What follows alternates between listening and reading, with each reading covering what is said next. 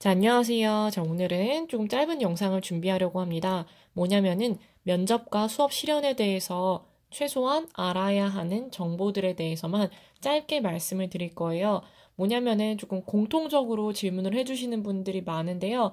면접 그리고 수업 실현을 몇 분 동안 하는지, 준비를 몇 분 하는지, 그리고 뭐 중등, 고등 어떻게 준비를 해야 되는지 등등 공통적으로 질문을 몇 개를 받았어요.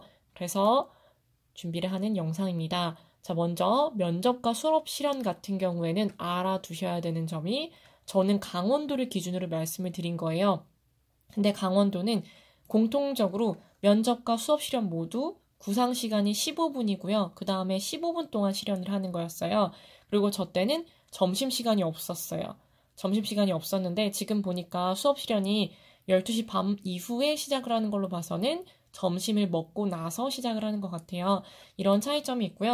그리고 다른 도를 보면요. 경기도 같은 경우에는 25분 구상하고서 15분 수업 실현하고요. 이후에 수업 나눔이랑 심층 면접 또한 40분을 구상한 후에 평가를 한대요.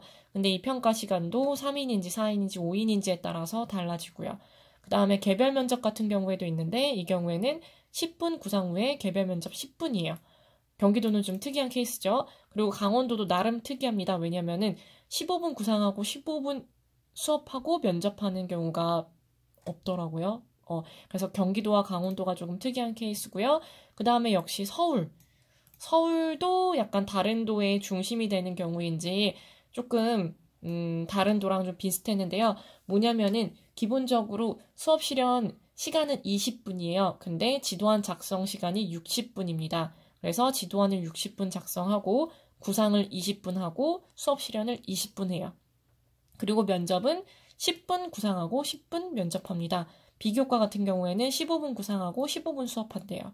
그 다음에 서울 같은 경우에는 실기를 굉장히 많이 봐요. 과학이나 뭐 기계금속이나 등등 실기가 굉장히 많아서 다른 도보다 조금 신경을 쓰셔야 될 것 같고요.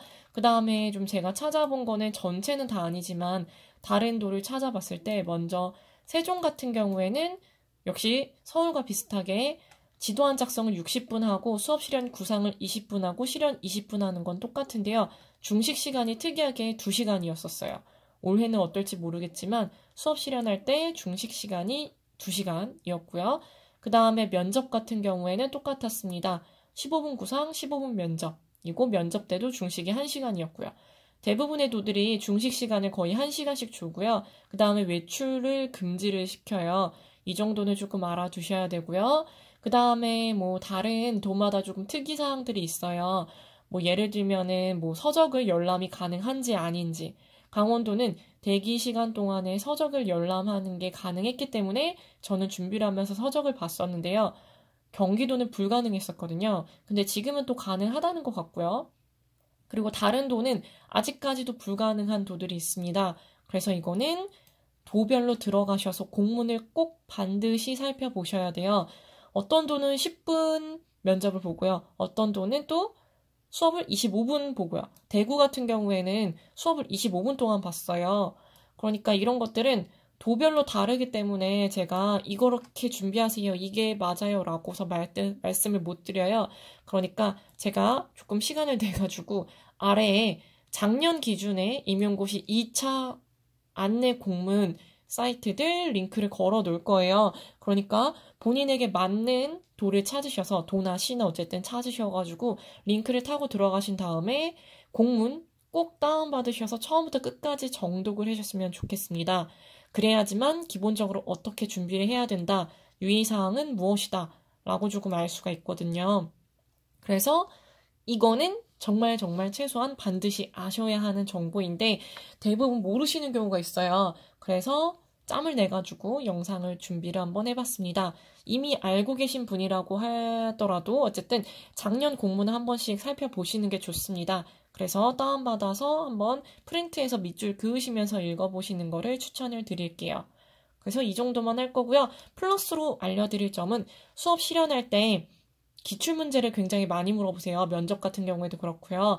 근데 먼저 면접은 말씀드렸지만 교육학 강사분들이 기출문제 분석을 해주시는 게 있습니다.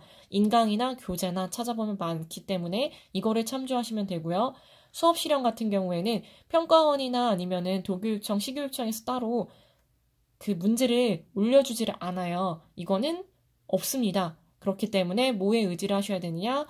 합격생들이나 아니면은 1차 합격해서 2차 시험을 봤던 수험생들의 복기글이나 아니면은 합격 수기글을 통해서 기출문제를 보셔야 돼요.